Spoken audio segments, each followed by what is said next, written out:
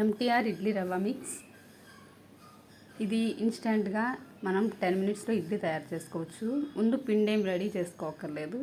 Process చూద్దాం. First packet cut చేసి ఒక బౌల్లో పోసుకోవాలి పౌడరు.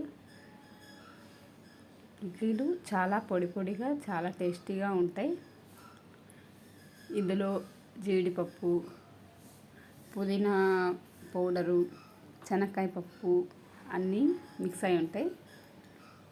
మనం ఇంకేం రెడీ చేసుకోకర్లేదు. కొంచెం సాల్ట్ వేసుకుంటే చాలు. 10 నిమిషాలు ఇడ్లీ అయిపోతాయి. తర్వాత కొంచెం మజ్జిగ వేసుకొని పిండి ఉండలు కట్టకుండా కలుపుకుంటూ ఉండాలి. పిండి కన్సిస్టెన్సీ బాగా వాటరు మజ్జిగ 2 మిక్స్ చేసుకోవాలి. ఉండలు కట్టకుండా చూసుకుంటూ కలుపుకోండి.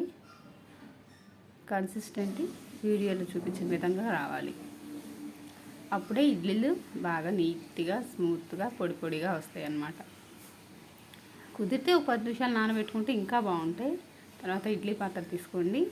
ఇడ్లీ పాత్ర తీసుకొని ఇడ్లీ ప్లేట్లో తీసుకొని ఈవెన్గా పెట్టుకోవాలి. పెట్టేసుకున్నాక